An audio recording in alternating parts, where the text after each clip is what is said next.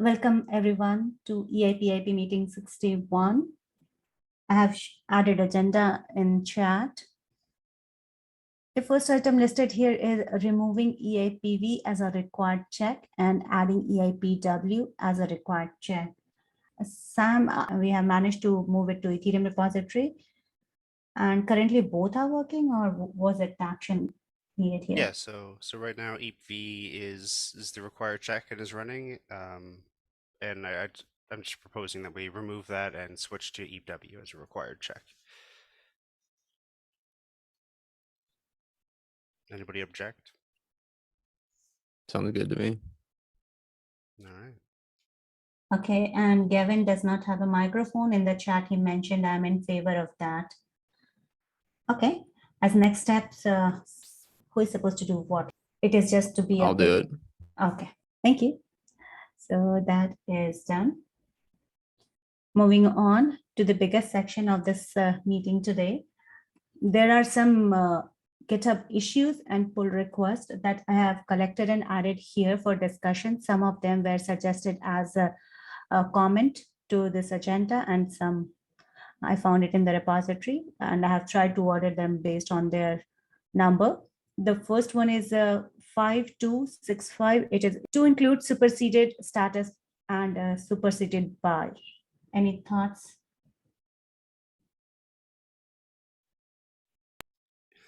The superseded discussion is interesting, because right now we have withdrawal reason, and I think that can cover it pretty well, but I'm open to other people's opinions too. If I remember correctly, sometimes ago it was decided that superseded should not be there anymore. But is it just to change in, oh yeah, it is just to change in the preamble section. Okay, fine, I got it. Okay, there is an update that EIPV is removed and EIPW has been added as the required check. Thank you, Matt, for that. Any other thought from any? Yeah, please go ahead. Is EIPW ready for being a required check? Sam? I think it is, but that's kind of why I brought it up on the meeting instead of just changing it. So if anybody has any objections, we don't have to do it yet.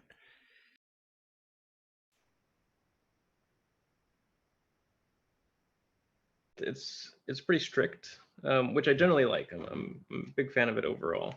I'm just a little concerned that we may end up having to override it frequently compared to EIPV. I don't have a good answer for this, because either we have it very strict so it's super useful, but we have to override it more often, or we loosen it so it's not as useful, but it means we don't have to override as frequently. I can downgrade some of the particularly strict checks to warnings. That way they still show up, but they don't block the merge if we want something like that. Yeah, that may help. The other option, and I don't know, this may be non-trivial, and if so, feel free to tell me to go pound sand. But it would be cool if editors could like somehow comment on a particular check and say, this is okay, or I accept, or go away bot, just for this one thing. Yeah, I can look into that. Overall, though, I'm quite happy with it. Like it does check a lot of things that I was previously manually checking, and now I just tell people, go follow the bot, come back when you're done. I kind of, on the topic of the bot commenting so much, I kind of almost wish the bot would comment after the person has managed to clear all of the things, rather than, because like every single person has errors, like 100% of the time. And so it's useful to have the bot tell the person, hey, you've got errors, go look. But for me personally, I would like it to receive notification when the bot says, hey, this person finally fixed all the errors, it's time for you to go look at their PR. At the moment, I basically just, every single time I see someone comment, if I don't see the bot reply to that, then I go check. But oftentimes it's just I'm faster than the bot, and so they still have a bunch of errors. I don't know how other people feel. I know Gavin prefers less bot comments.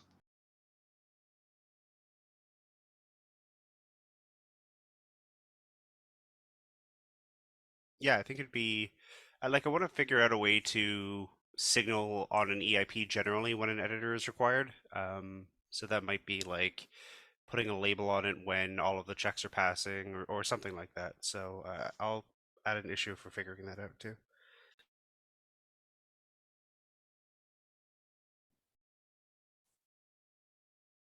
There is a comment by Gavin here. How about EIPW get overridden by multiple editorial approval? And the other one is, how about only running EIP bot when all other checks have passed? Okay. So are we, Sam's comment here is, yes, that could work. So are we going to make it mandatory right now and with the condition that it will only be running when all other checks have passed, like deciding the level of precedence? If I understand Matt's comments, it's already marked as required. Right. Is there any precedence, like even if it is marked as required, will it go will it go in precedence, like there would be bot number 1 going first, bot 2 going next, and then we can decide then this EIP bot will go? Oh, I see. No, currently they all run simultaneously in parallel. And really we have the auto merge bot that basically just checks and comments on who needs to approve a thing. And then we have EIPV, which does everything else. The EIP bot does do a handful of other things, but doesn't actually come up, say much very often. So I think having them in parallel, I think, is probably the best bet. Oh, EIP bot is the one that requests editors.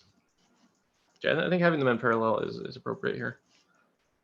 It makes it so it gets people get the information they need as fast as possible. Right. So just for the clarity of the decision here related to this particular issue, are we okay to have it enabled, although it has already been enabled by Matt, and whatever issues will come up, Sam may be able to help them fix it, and we can revisit this in the next meeting? Oh wait, maybe I misunderstood what Matt said. I'm looking, it doesn't appear that EIPV is required right now. EIPW still is. Did you set it somewhere different than I'm looking, Matt? I set it in branch protection.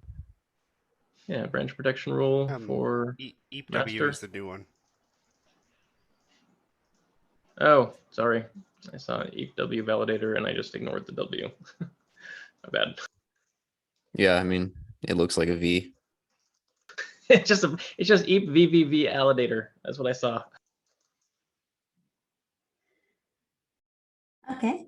So yeah, for people documenting notes, EIPW has now been added as a mandatory check. And if there is any issue, if there is any very strict rule, Sam may be helping them make them go easy, so we do not stuck and bot does not stop things, and we can revisit this in the next meeting.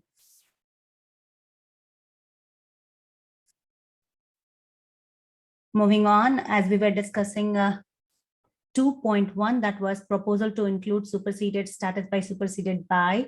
Is there anyone in this group presently think that it is something that can be considered and that has to be changed in EIP 1, I believe, right?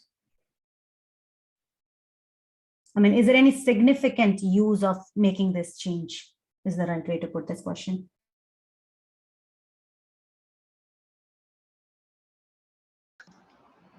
As I mentioned in the issue, I'm not a fan of it personally.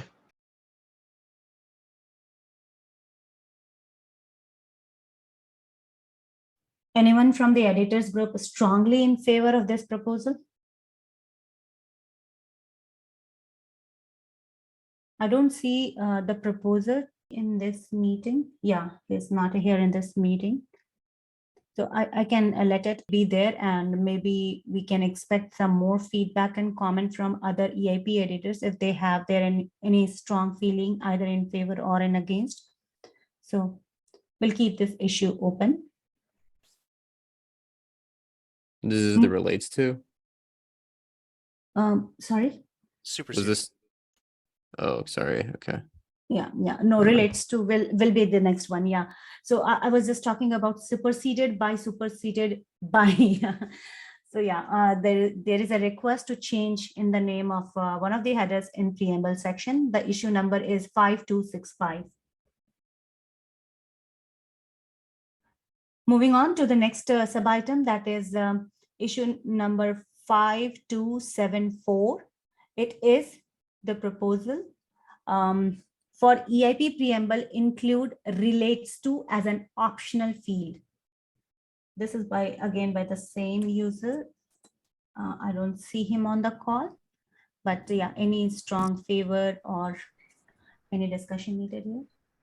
My personal, I don't feel super strongly on this one. My personal general preference is that in my experience, people who reference EIPs gratuitously generally would have a better EIP, like the quality would be better if they just didn't reference so many EIPs. And the act of requiring that they add them to the required field forces people to really think about the EIPs they want to depend on, and it causes them to drastically limit and constrain the set of EIPs they depend on. It makes their EIP overall better. That being said, like, there's probably other ways to solve that problem. We could just, editors can just spend more time coaching people and trying to work through them and say, do you really need this one? Do you really need this one? Do you really need this one? It's a little bit more effort than just saying, hey, you can include as many as you want, but beware, you have a hard dependency on all of them, so your call. Yeah, like I said, I'd like to solve that problem. This is currently the way it's being solved. It's a poor solution, but it's really easy to implement, and I always like those.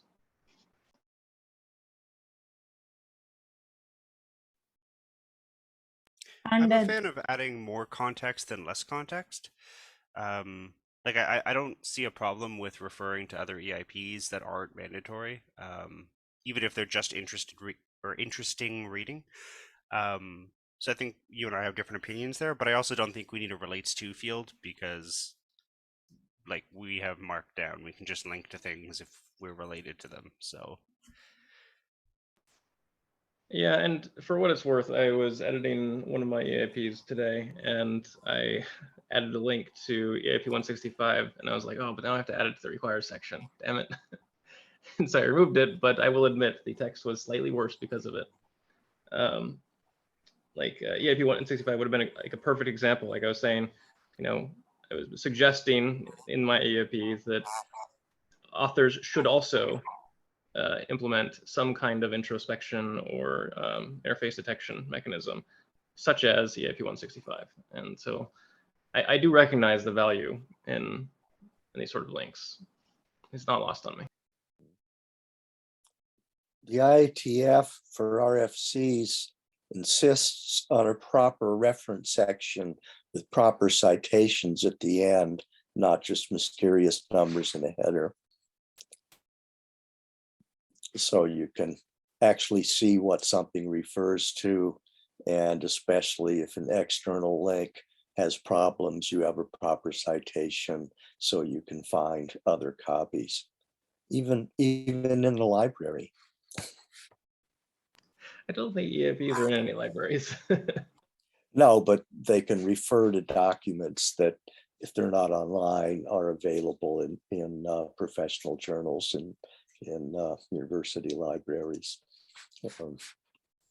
Yeah, if we were like referring to some, so just because we have Git and we have like Markdown rich links, I think internal EIP references are always like fully qualified. It's very difficult to have a more accurate reference section than, the file name and the git commit hash.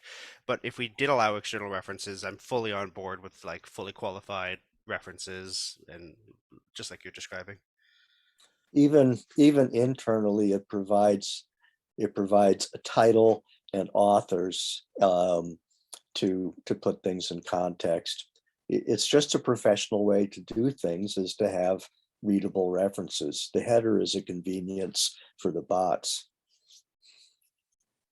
I feel like we could, so if this was something that is in heavy demand, I feel like we could achieve it in the rendered version of the page by making it so that the EIP internal links turn into something that has like a little additional info on hover or something. Oh, yeah. Yeah, the same format as is used in the published version. It says, please cite this as, use our own proper citation format. It also, it makes it easy to distinguish non-normative links to sections. That's This is a good getting, idea. Yeah. this is getting a little off topic, I believe, for the question at hand, which is the relates to field. I only say that because we have a very long list, and I believe this other I think topic is on it. I think it's a good idea. Like you think that we should have the requires field and a relates. I think someone's mic is live. Mine is, excuse me. Yes, I do. And why do you think that we should have the relates to field rather than just like it's just going to be a list of EIP numbers? Why not just have links in the document itself, which is what Sam was suggesting? Because the specification section should have nothing but normative references, but to mount a reasonable motivation and rationale can have you referring to non-normative references that are part of your argument, but not part of your specification. I see. So would you be okay with allowing links to non-required EIPs in the non-normative sections, just free form? So like I can just say in my motivation, blah, blah, see EIP 123. Yeah. Often your motivation is that this is an alternative. If you can't talk about what you're an alternative to, you're floundering, making statements of fact with nothing to back them up. Right. I mean, I think I can probably be convinced by Sam's suggestion that we just, and what Greg described, we just, for the non-normative text, you can link to any other EIP. I would like to retain the requirement that the status be further along than your EIP or immutable in some way, just because even for the non-normative sections, I really don't want people linking to EIPs that are going to change drastically and then therefore change the non-normative content. And in theory, we could have a bot check all that for us. So is there action needed? Like I see this is in the issue form. I think the action would be to just change editor behavior and maybe change EIP1. I don't know if EIP1 says anything about it right now. Okay. I would like to, can we, before we make it official, can we continue the dialogue in the issue maybe for one more week? And then if no one else voices concerns, or if, and after we all think about this particular solution, then we can agree that it's done. Anyone have a problem with that? That sounds good to me, because I see the opinion are divided here. Like some of them are in favor and some of them are in against. So let's continue discussing in the issue. And if we make a concrete decision on that in the issue itself, it's fair enough. If not, then I can bring it back in the next meeting and see where we are. Okay. And I still do worry that while in the ideal scenario where all the editors are good editors, this solution would be fine. I'm concerned because I see a lot of EIPs where people just link to, a dozen different things, and it makes the standard incredibly hard to follow and read and understand, because as Gavin said, people like to write history books in their motivation section, and the motivation section should be, a succinct, pithy description of why this is a useful thing, not here's the history of the world and how we got here and how we're going to fix it. That's why you put one link to the most important textbook and tell the reader, go study this text, go study this textbook, and you will be qualified to understand this document. I kid you not, there's RFCs that have a single non-normative reference that is a link to a I textbook. believe. All right. Okay. So yeah, let's keep it the issue we continue discussing. Let's have more feedbacks collected from EIP editors, and if the issue is not resolved, we'll bring it up in the next meeting. I hope the proposer also joins the next meeting, because I don't find him on the call. Moving on to the next number, that is 5294. It is how should we pick EIP number? This looks like particularly interesting because there is a proposal. Can we come back to this one? We've got a very long list, and I think this one's going to take the rest of the meeting. Oh, okay. Okay, I think let's. things for number 5. Okay, if there is any preference, I can probably go on there. Do we want to go on any particular number? 5? So no, skip 3 and 5 for now, Okay. and let's come back to them. I think those are going to be very long conversations. Okay. So number And we'll try to 4. move quickly through everything else. Yeah, I mean, the list is very long today, 11 sub items. Let's see how much we can cover. So I suggested number 4 is about fixed SPDX license identifier. I have added the link here. It is Kevin suggests skipping that one. I think that's his. 3 and 5, you said? I thought. I said 3 and 5. He said skip 4. Yeah, skip 3, 4, and 5. So we're skipping, Oh. skipping 4 entirely, and we're doing 3 and 5 at the end. Okay, let's move on to number 6. I hope that is fine. Okay, I'm gonna share the link here. Oh, skip a few. 6 too. Oh, don't worry about it. It's just it's a rhyme. Children's nursery. Okay, number 6 is about. No, I think I mistakenly have added the wrong number. The number is 5272. It is about add RFC information to Ethereum.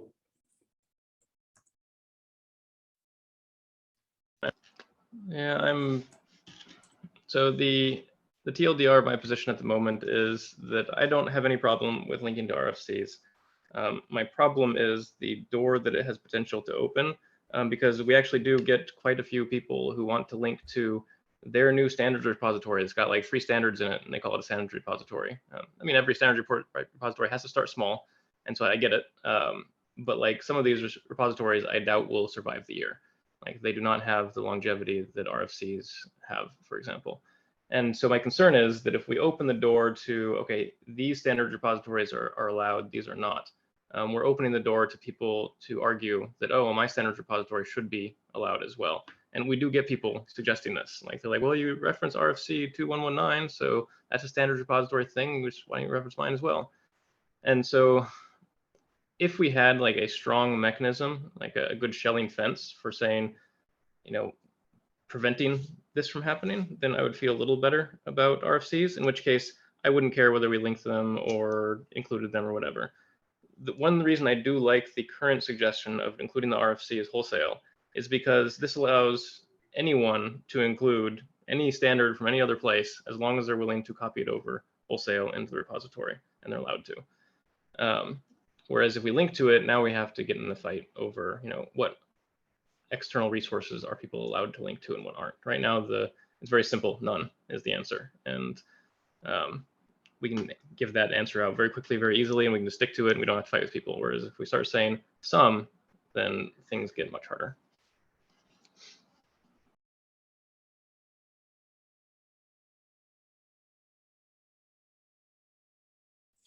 Given you have, oh, sorry, he's not having microphone.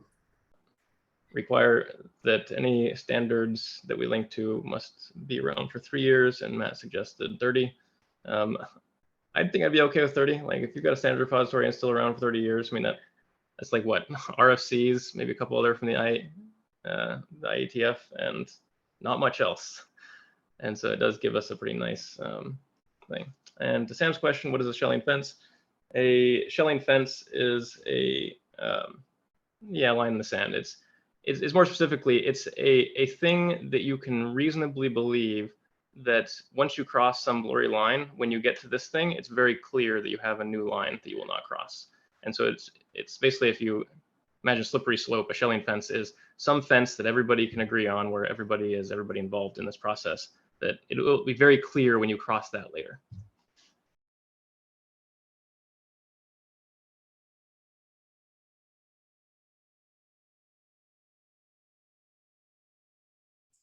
So is there a general consensus of letting it have for like, let's go ahead with this proposal, add RFC information and keep it there for a few years? So I think the disagreement right now is there's three options. One, continue their current policy, which is do not allow any external links whatsoever. Two, allow external links to some subset of things. And then if we go with two, we have to define what that subset of things are. Option three is we allow people to import external standards into the repository as assets, and then we don't care where they come from as long as they are imported into the repository. So that way we can be sure. Do we not allow that right now? We do. People I do. Has anybody actually done it? Me. Okay, so Sam has allowed himself to do it. So yes, I guess we do collectively. Yeah, I mean, this is why this is coming up, because people are wanting something here, and Sam's is one such person, I guess. I'm on board with allowing RFCs, and for the other standards, just importing them, because I think the amount of standards people want to import are extremely low. Really, I find like, I feel like it's once every couple of weeks I get someone that will spend like an hour arguing with me over why their standard is acceptable to include in the EIP link to. Outside the chain agnostic standards, Maybe maybe that's some bias making me think it happens more frequently.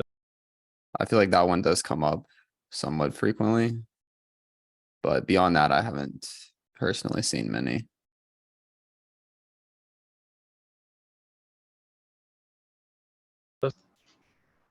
So regarding Greg's suggestion of just common law or precedent-based law, my two problems with that are one, and we'll discuss this more later, but the whole credible neutrality thing. It's really hard to, like when you have just say editors decide, if the editors are all totally honest and on the same page and in agreement, and they align with the ethos of the broader community, then that works great. The problem is there's no way to guarantee that is the case at any given point in time. And from a credible neutrality standpoint, it's hard to maintain that over time, because eventually you get, some editor will join and they're an honest person, they want to help and they're being helpful, but they just don't agree on what is acceptable. And when that happens, now we have like a change in the ethos, and that change may go in the direction of the community as a whole, or it may go against the direction of the community. And so now if it goes in the direction against the community, now you have lost some credible neutrality with the community because of that. And well,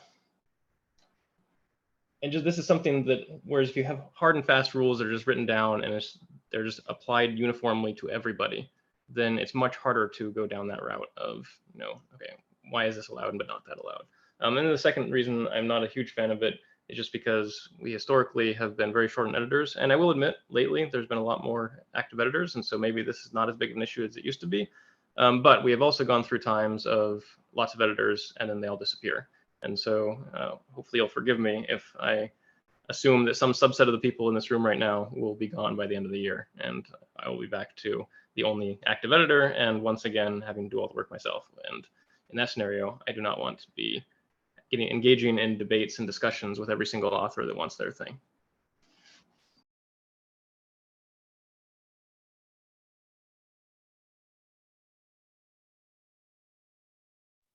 So currently this is in the form of pull request. There is a request to make some changes over there. Is it fair to understand like this merge will take place if we have like all editors approval, or maybe in favor of 3 or 4? So if we can get all the editors to agree, then yes, it'll happen as soon as we all editors to agree. At the moment, I don't think we have full agreement across the board. Everybody has kind of a slightly different version of what they want, and so we're trying to hammer that out and resolve it. So my understanding is that right now we can put whatever we want in the assets directory as long as it's allowed to be redistributed. Is that correct? I mean, my personal policy, which I don't think is written down, is everything must be CC0 licensed, which basically forbids external standards. I know that it's not everybody follows the same policy. I'm aware of it, and is one of the many things that we don't all agree on as editors.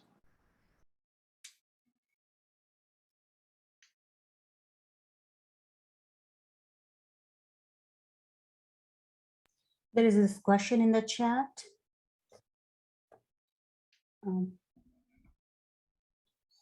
Gavin's suggesting merge as is, change later. My general preference is when there's disagreement amongst editors to prefer to go with the status quo or previous rules rather than change them, just as a kind of default rule. And I know that prefers conservatism versus liberalism, but I'm of the opinion that's valuable in cases of disagreement.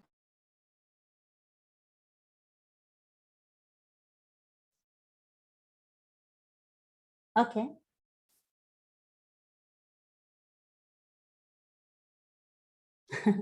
Yeah, this is an interesting comment. Yeah, if something is merged, it's very likely to stick around. So let's keep it open, and we'll collect some more feedback from other EIP editors. And if we see we can have an unanimous decision, that would be the best case scenario. If not, then we can try to maybe make some changes in the pull request and come to a general agreement. Anything else anyone would like to add before we move on?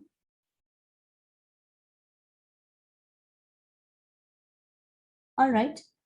Moving on to the next item listed here, this particularly is very interested because we have been planning to discuss this for past few meetings. Now that we have it in form of pull request, I believe it will be easier to maybe discuss and come on a decision. It is about how do we write ERC and EIP, especially for documentation purposes.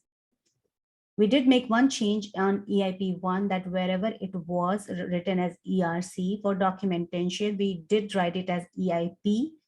But this pull request is to suggest that it should be written as ERC. Any thoughts people would like to share? So I guess the only thing I'd like to mention here is that it is harder to enforce that ERCs are written as ERC and EIPs are written as EIP, like in EIPW. I'm not opposed to doing it, but that is just a point against it. Do we not currently, does EIPW not currently have code to follow the link and parse the text at the other side? Yeah, it does. least It the does. metadata. It's just more Okay. complicated than the regex that it has now. Sure, but I mean, it's not like if you already have the code for following links and parsing the metadata, then it's not as big of a jump as if you didn't have that already. Correct. Yeah. Okay, but I can appreciate that it's still notably more work than a regex.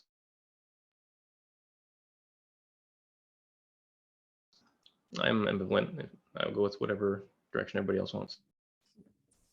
I think one important feature change that we discussed earlier as well, like if this has to be done, we might want to change the header that is generated for every EIP.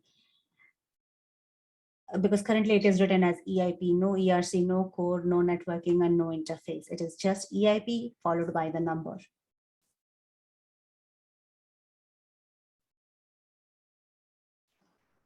So I think that at least for this initial change, if I understand correctly, it would just be changing the relative links people put in their EIPs. It would not be changing anything else. That being said, if we did this change, I could definitely see wanting to do a follow-up change that also maybe edited the rendered page and whatnot. And then I do not think we should change the file names though, because that would be a huge headache.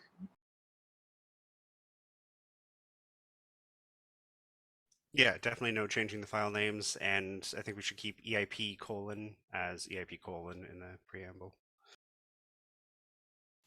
Yeah. I may be wrong here, but for some reason, it feels to me if we are not changing the header and we are making this change in documentation, we are inviting confusion in terms of EIPs and ERCs again. Like earlier, we agreed that the ERCs are standard track proposals, are standard track EIPs. And that's why, like all other standard track EIPs, it is also documented, at least documented as the EIP. And people are free to call whatever they want to call it. They want to call it as ERC20, it's fine, but it is documented as EIP20. Yeah, I think that's fair. I can see the argument that if we're going to do this, we should do it all at once, meaning I still don't think we should rename the files, and I don't think we should change the number at the top. But I can appreciate simultaneously updating the rendered page to render them differently.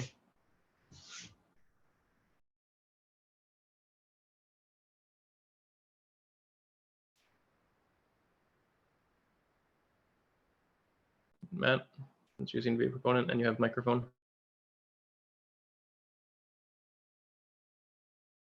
I think that we've been referring to ERCs for a long time, and I don't think that we should unilaterally decide now that everybody needs to start calling them EIPs.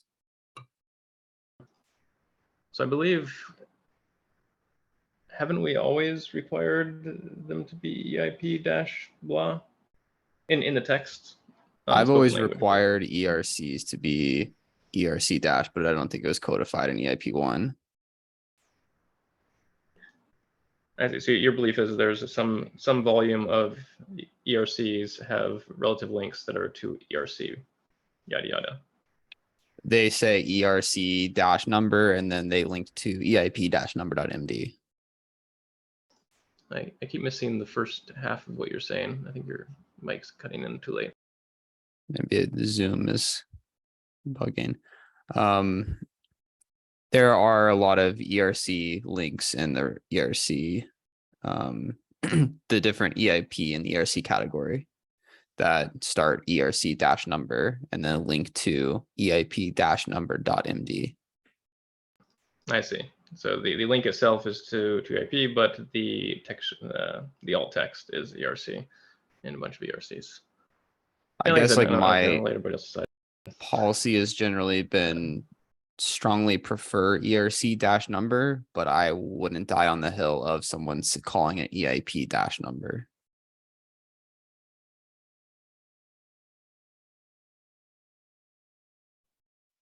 Generally speaking, I feel like this would be an easy convincing point for people who are calling. I mean, I know the community is very big, very strong, and they have their own mind to decide and call whatever they want to call.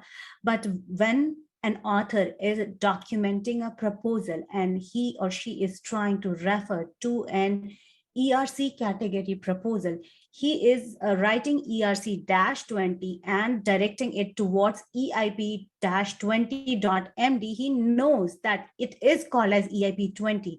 So it may be way easier to convince that you see, it is EIP-20. Let's call it EIP-20 and let's start educating people. ERCs are standard track EIPs, category ERC. But that's again, my argument, my thought. Is there any suggestion how we can collect more feedback and how can we come up with a solution that we can start educating people? I propose a last man standing gladiator match between Pooja, Sam, and Matt, and Gavin, who all seem to care. Will you host it? I'll host. It sounds like Tim wants to join the ring.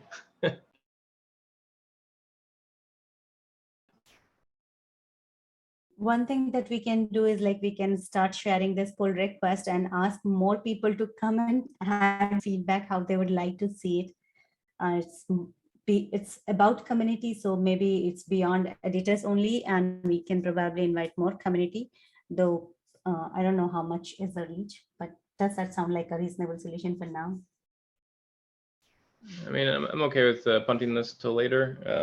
I'm always hesitant with inviting the community because it's a very amorphous set of people, and it can very easily lead to brigading. Like, you know, someone that's got a lot of Twitter followers tweets, "Hey, everybody, go comment on this," and now all of a sudden you have 100 people agreeing with that person, but none of them posing, you know, new arguments. They're all just parroting what their thought leader has told them to parrot.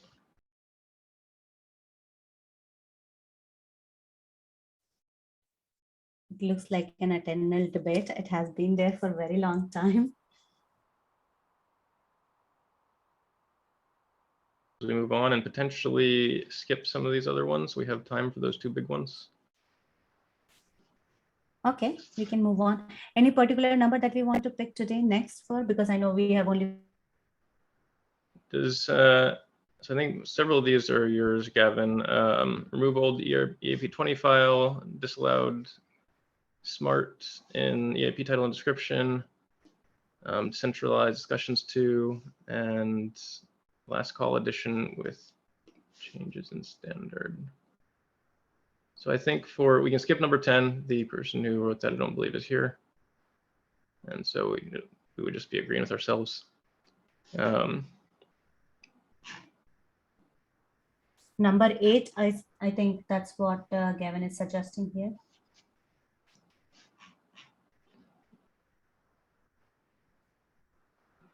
Remove old. Yeah, please go ahead. Oh, +1 on removing the old EIP 20 file. I'm fine with it. Anyone want to keep the poorly named EIP 20 file that's just currently a redirect? It's been there for like 4 years now. Okay, let's get rid of it. That one's easy. So yeah, is anyone passionate about talking about the word smart in titles and descriptions today? If not, I propose we skip it until next week. I propose we close it. Yeah, I don't see it enough to think it's a concern. Like, we looked through quickly on the apprenticeship meeting where smart was in titles, and it was almost always paired with smart contract, except for one, and that one was just a bad title. So I'm okay with allowing it, but we should just be more careful and forcing people to have descriptive titles. Okay, I'm fine with that. For the record, though, I do think that if you're saying smart contract, you should just say contract. I think that it's redundant to say smart contract when in EIP. There are at least 3 EIPs that also have legal contracts in them, so.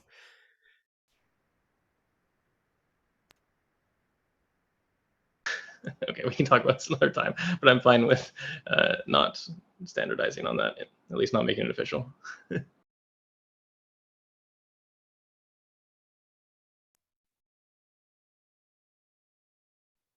There can be some exception for that, and we discussed it briefly, as I mentioned that in the EIP apprenticeship meeting.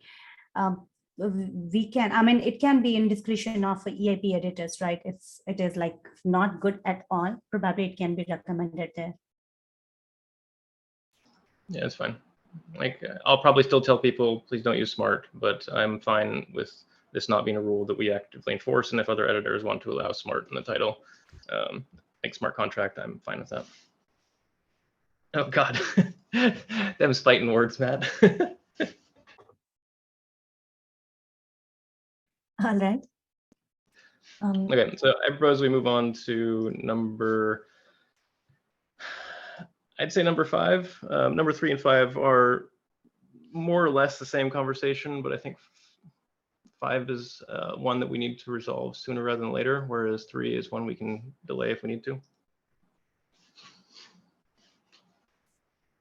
All right, I'm going to share the link here. Anyway, it is available on agenda.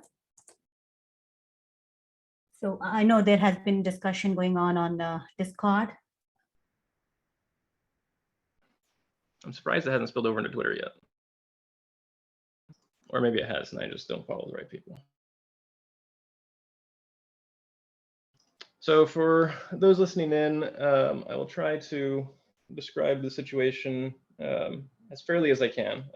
Feel free after I'm done to correct me in all the ways that my biases are showing. I think the crux of the issue, to skip all of the what led to this, I think the crux of the issue, from my perspective, is that there's a disagreement on whether editors should be giving special privileges to repeat contributors and well-known members of the Ethereum development community, or if we should be treating the rando stranger who shows up off the street and submits an EIP exactly the same as longtime core devs like Vitalik. Basically, everything that we discussed has led me to the conclusion. I think that's the core disagreement. I'm in the camp of, I think we treat everybody equally.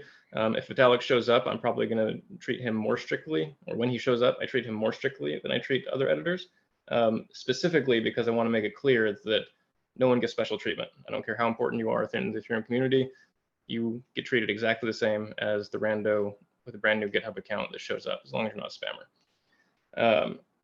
I believe, and I'll let Matt jump in here in a second, but I believe Matt holds a position that we should be kind of rewarding and favoring and giving nicer treatment or better treatment to the longtime contributors, and this has come up before, I've conflicted with Peter on a number of occasions on this, because Peter hates the EIP process, and he hates it when I tell him to do, the busy work that every EIP author has to do.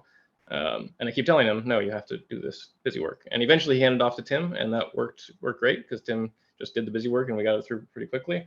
But this isn't the first time this conflict has come up, where longtime contributors want, preferential treatment or special treatment, or,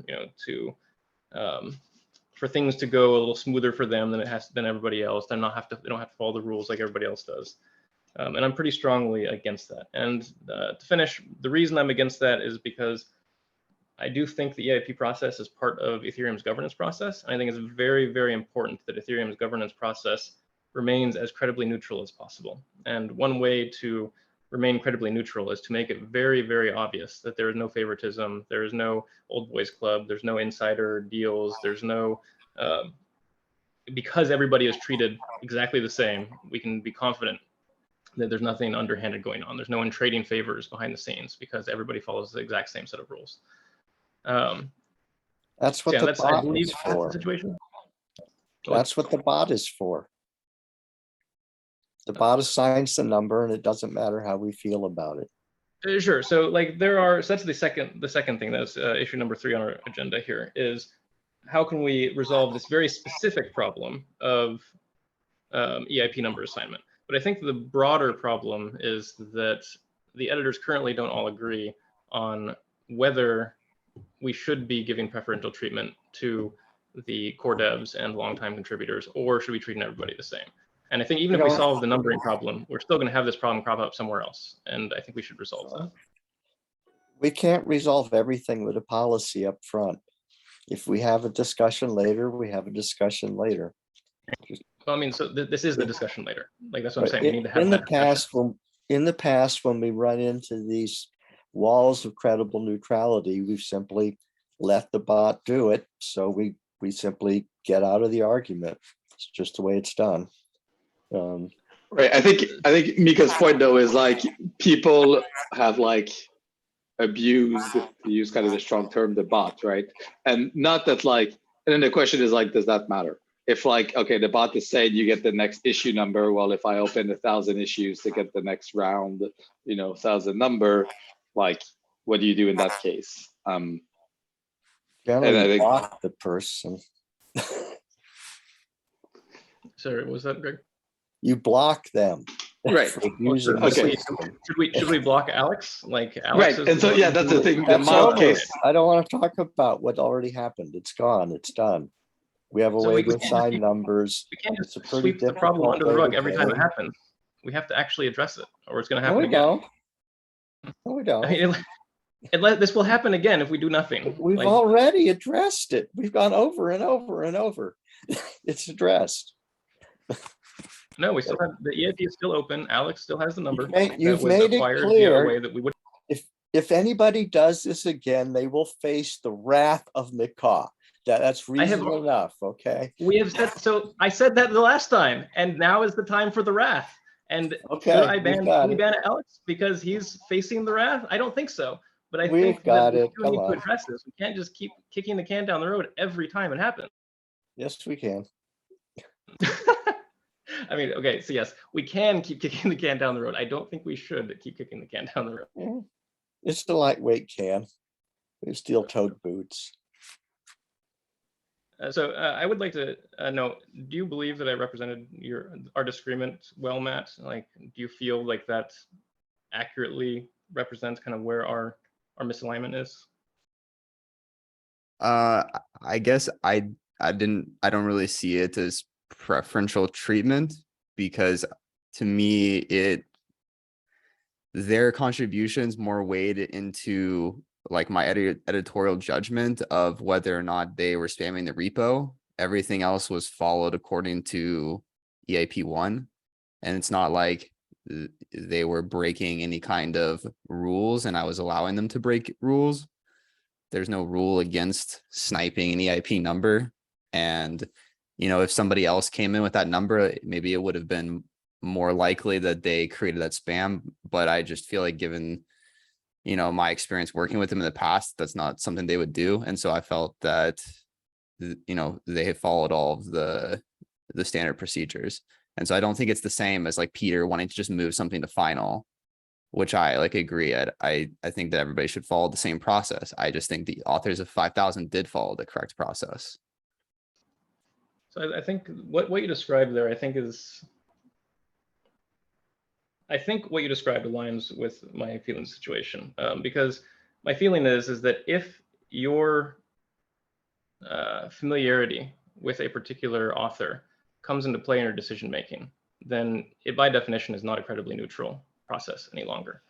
Like if you're saying, well, I know Alex, I know him personally, we're friends, I work with them, I have a history. But that's not the same thing. You can know them as a contributor to Ethereum, right? Like, I'm not friends with Alex. Like, I mean, we've met a few times, but like, I know who he is because I know he's the guy who works on all these EVM EIPs, and like, he does really good work.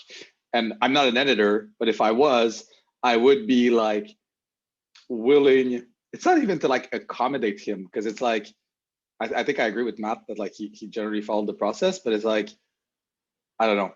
I would be willing to like not make the process explicitly worse for them because they just do good work.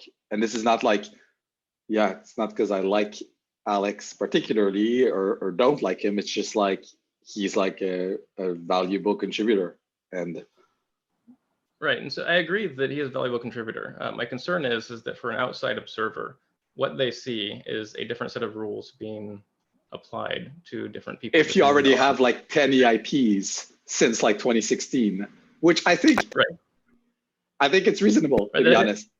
Sure, and so that's why I think we have the ethos misalignment. Like you and Matt think that's reasonable, and I don't want to claim that I believe that my view on the credible neutrality here is necessarily right. I think that the disagreement is that you guys think that is an acceptable behavior, and I think that is unacceptable behavior, and we need to come up with a cohesive vision on what is acceptable behavior from EIP editors. Should we be looking at the contribution history? And there's EIP authors who have submitted 10 EIPs in the past, and I really would rather not give them any preferential treatment. I think their EIPs are terrible. So now it comes down to like, am I preferring? Is it just if you have N EIPs, then you get treated better?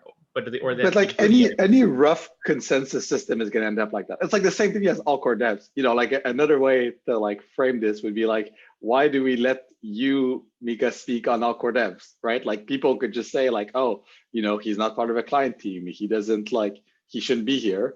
And we don't have like a soft rule for that. It's like generally you make good contributions and people kind of recognize that. And like, you get like preferential treatment relative to, I don't know, some random person on the Discord who shows up.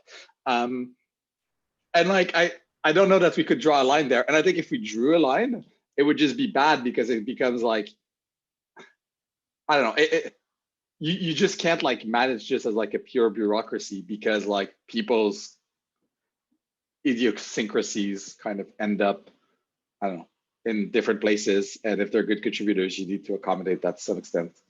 And some people want a nice EIP number.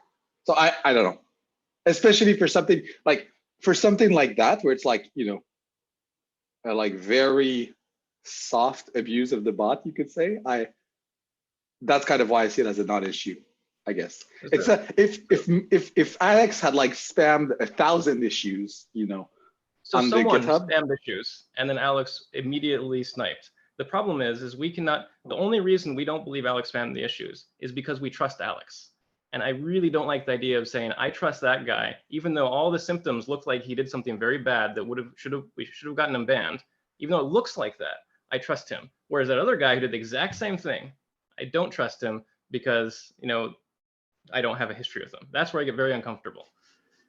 but we trust people to be EIP editors, right? It's like, it's kind of the same thing. Like, I trust that you're not gonna come and like mess up the entire process tomorrow, right? Sure, so I have the ability to mess up the process, but my hope would be that if I did mess up the process, I would get kicked out and everything would be reverted. And so in this case, you know, someone came in and messed with the process potentially. And so the, you know, should we allow that? Should we let it stand? And this is where I don't think we should.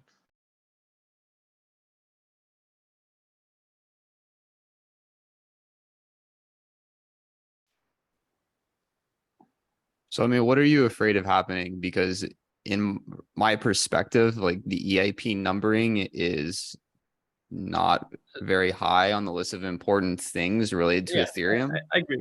I agree with that. When I brought this issue up initially, the number was not actually the big deal.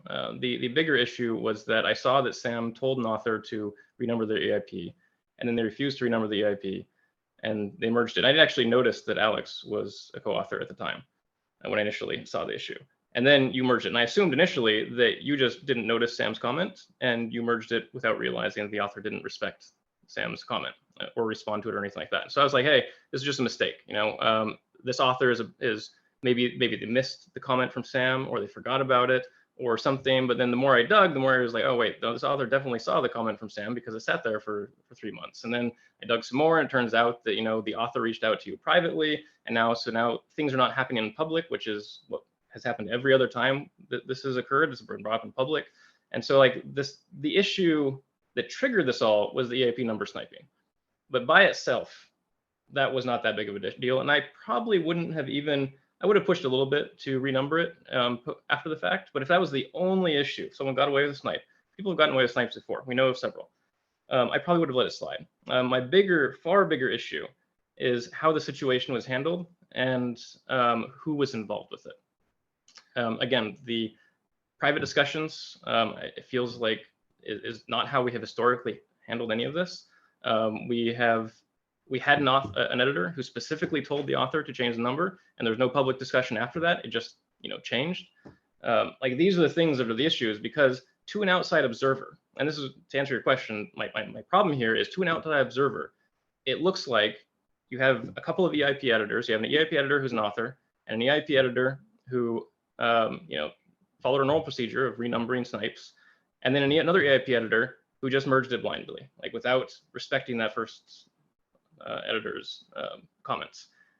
And at best, you know, it's sketchy looking. And so from a credible neutrality point of view, not arguing that anyone's non-neutral here, just from appearing neutral to the public, this does not appear like a neutral process. This appears very much like our traditional governance institutions where backroom deals happen and people engage outside of the public view, make decisions, and then just apply them without any public discussion or public discourse or anything like that. And so that is kind of the bigger issue. That, and again, this ethos misalignment, where I think that, I guess there's really two issues here. There's ethos misalignment, where some of us think that we should be giving preferential treatment, like Tim and Matt, to longtime editors or longtime authors and contributors. And there's a separate issue of this, you know, that the whole thing occurred behind closed doors. We don't know what, to the average external person, we don't know what happened. What was in that conversation? Who was in that conversation? Where did the conversation occur? You know, what was exchanged? Was it just a request and an okay, or was it like some deal was made? And this is stuff that no one can know because it wasn't done in the public. And so these are the issues that the numbering really doesn't matter. I do think we should solve it to kind of avoid this class of problems, because we've been getting more and more sniping attempts lately. But the numbering is really not the issue, in my opinion. And that's not what I'm worried about. I think a lot of the conflict arises from the fact that I treated the situation pretty nonchalantly because it was about something I felt was extremely unimportant, like the number of an EIP. And so I, wasn't thinking as seriously about like, what are the implications of doing this or that? And I do agree that, to me, like the biggest mistake was just not saying, hey, yeah, I see Sam renumbered it, but I think it's okay to keep it like this. If I would have posted that on the issue, then I don't really think that there would have been an issue, really a problem, because I feel as an editor, I have the agency to override another editor. And maybe in the past, we've been like a little bit more explicit about, how or when, but we have on many times in the past, overridden other decisions. And typically it's like followed by, I'm not going to stop you, or like, I'm not going to approve this myself, so somebody else can approve it. That's happened like many times in the past. And it just happens that Sam and I have, have worked together in the past, and we talk somewhat frequently. And I happened to ask him, hey, is this going to be something that you want to stop me over? And he said that it wasn't. He didn't want to fight about it. And if I would have posted that on the issue, which would have been the right thing to do, then I don't really think there's a problem with the situation. So I partially agree with that. So I think if you would have posted on the issue and Sam would have posted the response on the issue, then I think it would have been less of a problem. Though, most likely, if you would have posted on the issue, I would have replied and said, I'm definitely not okay with this. And then we would have had to have a discussion and, engaged and have this longer debate that we need to have about numbering. I still feel though that, so that would resolve the half of the issue, which is the decision was made in private. So that is one problem. I don't think we should, as editors, should ever be making decisions in private. Like everything should be done in the public to maintain our credible neutrality. And you're right, what you described would have addressed that half of it. I still don't think it addresses the issue of it's Alex, so it's okay. Like I don't think that should ever be an answer to anything that comes up in the EIP's repo. That it's so-and-so, so therefore it's okay. Like, or it's so-and-so, so therefore we can trust them. Like, I don't think that's how we should be doing business for any big issues or small issues. Like, it should be, did this person follow the rules? Would I apply this rule even-handedly to everybody? And I think this is where, Tim and Matt disagree with me on, should we be treating everybody equally, or should we be giving preferential treatment to longtime contributors? And so I still think even if what you described happened, we'd still need to resolve that problem, because I do think that's going to come up again and again. I mean, I personally don't think I've renumbered any EIPs, so I'm not really the biggest fan of the renumbering. It, to me, makes it feel like the editors have to go on some sort of investigative journey to determine, was there spam before it? Like, who did the spam? And it's, I don't know, just not really a side quest that I want to engage in. If it's like extremely egregious, like 25, 50, 100 spam pull requests or issues beforehand, then maybe we can start talking about that. Or if it starts becoming a problem where we're seeing, again, like hundreds of issues, then maybe. But I just don't think this is that big of a problem. If there's a few spam issues beforehand, obviously we want to discourage that, but I think it's like more I think it's more telling that our system is kind of broken for figuring out the numbering if we're dossing ourselves over 4 or 5 issues of spam before a number. So yeah, I agree that we should address the numbering issue.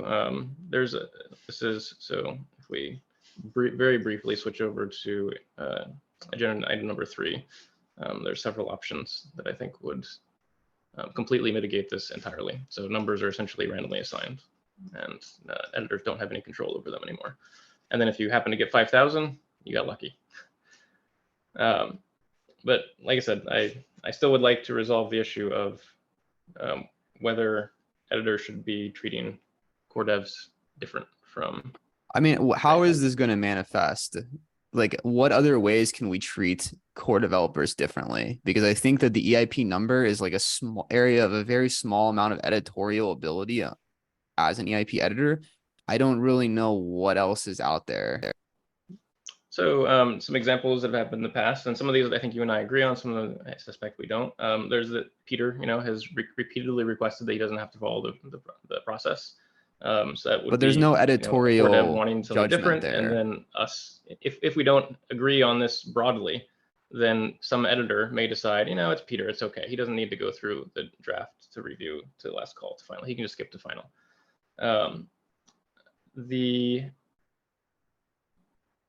There's one that's much more subtle that this one I suspect we disagree on.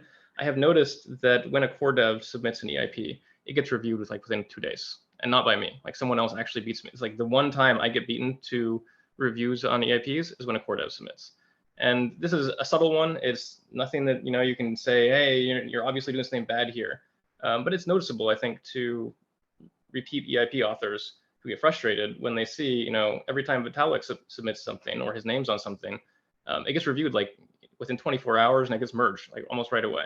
And not just because he does do a pretty good job writing EIPs, but that's not always it. Like there are other people who write very good EIPs, and they take a long time to get reviewed just because we don't have the staff.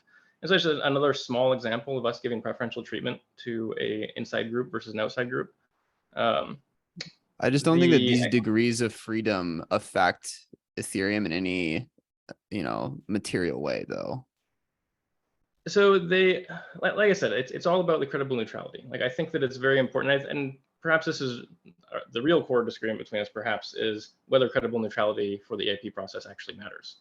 I believe it matters, and we should be as credibly neutral as possible. Like it should be as plain as day. Like if someone goes and really digs, they should be able to find absolutely nothing that suggests that we're giving better treatment to one particular group versus another particular group.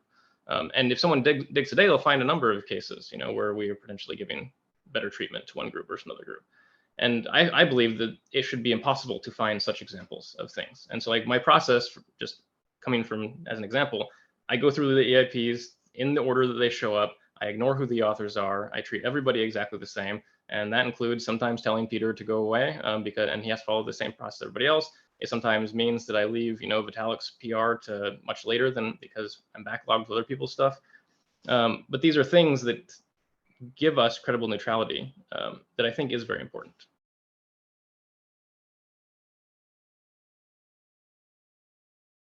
I think we should probably wrap up soon. We're 10 minutes over. I don't know if we're going to come to a conclusion here, but we can talk about it. So on the very immediate issue, though, maybe we can resolve this one. We do need to decide what to do about EIP 5000. I would like to at least renumber it to something else. There's a PR out that does that. I believe we have a few editors that have agreed to it. I think if you're willing to move forward with that, we can at least close out that issue and move on. If you are pretty strong that we should not renumber EIP 5000, then we definitely should continue discussing that specific issue, which may require resolving this bigger issue first. I mean, you have the ability to override me, but I don't think that we need to do anything about this. I mean, sure, we have three editors, but my general preference is I don't think we should. Like, if we don't have unanimous, or at least no one arguing against it, then we should wait quite a while. And so the question is do we continue discussing and over the next month or so, and eventually maybe renumber, maybe not EIP 5000 at the end of the month? Or would you rather just us renumber it now and you agree that, I don't want to say you agree, but like, I don't see an option where we don't renumber it ever. I think the options are we continue discussing, and then we decide whether to renumber it or not, after a month of further discussion, or we decide today to renumber it if you're willing to budge. I'm not willing to budge on this at the moment. Maybe with further discussion, I will. But at the moment, I'm not. And so if you're also not, then I think that we should leave this in limbo until we can make progress. Let's leave it in limbo. I saw your mic light up, but no sound. Huh. Maybe I don't know why. short. Can you hear me? I can, but I keep getting like the first half of your statements cut off. I think your mic's. How about if I turn off the automatically adjust microphone? Oh, you got louder. Did something changed? Can you hear me now? Yes, I heard you say, can you hear me? Okay. I think we should keep it in limbo. Okay, so we can keep in limbo, continue discussing then. Probably on the PR is probably the best place, I think. Well, yeah, we can probably take it for a few more days, weeks, whatever is needed to get this decided. And people are free to leave their comments on the pull request number that is added here in the agenda. I believe one of the important questions that we were discussing earlier was like the squatting issue. So for squatting, if I have to like put it in the words for the note writers, we generally agree that if we find some not so useful issues or pull requests created before grabbing a good number, then we can particularly refer to them as squatting. However, this is not exactly that issue, but it is about the authority or the governance process that can be particularly considered as one-time issue and could be discussed in the pull request here. I think the summary is we have lots of problems. The one we didn't talk about was the EIP numbering, unfortunately. I suspect that one's actually one of the easier topics, despite it getting a lot of discussion. Right. Maybe we can have it on like top of our agenda for the next meeting. We could not touch. We were on item number 2 only, and there were more. So we'll try to collect and put it on priority so we get to address most important things that we can maybe able to get a resolution faster. And yeah. There may be value. So I don't know. I'm not sure how to proceed on these topics in order to come closer to agreement. I think there's just like a fundamental ethos difference between the parties involved, and those are very, very hard to come to rapid agreement on. One option would be to schedule this meeting to be weekly until we resolve it, kind of as punishment to us, recurring punishment until we fix our problems. We have to suffer through more frequent meetings, but I'm not sure that would actually help. Like, I think that when you have ethos disagreements like this, it just requires a lot of dialogue, and that dialogue needs to be spaced out enough that people have time to go home, cool down, think, restructure their world model, etc. And that is not a fast process. Like, that can take weeks, months, years, depending on the topic. And so I don't know if we're going to get this resolved anytime soon. I do think we need to keep talking about it. But yeah, I don't have any quick and easy paths to resolution here. All right, definitely more discussions are required here on this topic and many other similar problems. We'll try to bring it up and see where we go. I think we have reached to a better place where we were about 2 years ago in January 2020 when EIPIP meeting started. So I hope that this is going to help in future as well. For the weekly, do you have a proposal that we propose to have it next week? I can check it on the Discord channel to get more feedback from people. Yeah, see if you can get feedback from other people if they're willing to continue engaging on a more frequent basis. Like, all the parties involved, I think, are passionate about it, but I think also, I suspect most of the people would rather not discuss it because it's an uncomfortable topic. Anytime you have political or ethos disagreements like this, it's not fun to discuss them. And oftentimes it's not, you don't make progress either. Like, you don't get anywhere. And so on the one hand, scheduling more meetings would give us more opportunity to discuss, but that opportunity may just be wasted if no one actually wants to engage. And so, and I don't know, so it's probably worth at least talking to the other people involved and seeing if they want to engage in a voice call more frequently until we get this resolved, or if they think that would not help. Really quick to answer Jay's question. So I think the EIP bot still exists. It still has a purpose. It is still being used. And at the moment, basically, we have a long list of things we want bots to do for the repository. Whether they go into EIPW or the EIP bot doesn't really matter to me, at least. And so it's really just, who gets to it first. If someone adds the EIPW, great. If someone adds it to the EIP bot, great. We just want things to get improved and fixed and better. And so I don't think the EIP bot's dead. It still has a large number of things that EIPW doesn't do, and I don't believe there's any intention to have EIPW do many of those things. And so, so no, bot's not dead. And if you or someone else is interested in adding features to it, it's totally fine. It's probably good to coordinate with the people working on EIPW just to make sure you're not both working on the same thing at the same time. But yeah, I think we can continue iterating.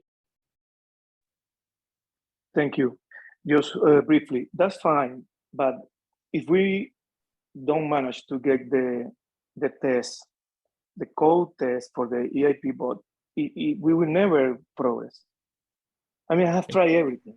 Sorry for my ignorance, because I need to really confirm and conclude from my side that there is no way that I can set a test environment for the code in the bot. So, and we can do a lot of progress, because I have the code for these pull requests that are already there, and 5 more issues that I know the EIPW, which already I read the code and it's good, but yeah, there are things that they is not gonna do, and we never do, and I agree with you. But there is no way to, I mean, there is no way to test it. Well, at least I can. I can do the code, and I can do the debug, and I can try and engage a discussion with you, but I cannot get the, I'm sorry for the frustration, but I'm really frustrated. Yeah, feel free to let's talk in the one of the EIP editing channels, and let me know in there what you're running into. You definitely should be able to test it. I know Alita was able to test it. It should just be a matter of forking the Ethereum repo and attaching the bot to it. But I can maybe try to help you a little bit more on getting through whatever roadblocks you run into. But let's do that in one of the editing channels. Thank you, Jay, for sharing a concern, and Micah for a resolution. I think it would be a good idea in general to put any question, comment, concern in the EIP editors channel. I'm sure someone on the channel, if they find issue and they are aware how to resolve it, they would be there to help out with. So thank you on that. And for the next meeting, I am currently considering that I will be definitely making an outreach to EIP editors and see if they are interested in having next week meeting. But because most of them are already gone, probably we can have the next meeting 2 weeks from now. But we can definitely share this word in the channel to collect feedback. And if they are interested going forward, we can have weekly cadence for sometimes at least till we get some resolution. Well, thank you everyone for staying a bit longer. I know we could not touch on most of the things, but we hope to get on it in the next meeting. Have a good rest of your day, all of you. Bye-bye. Bye.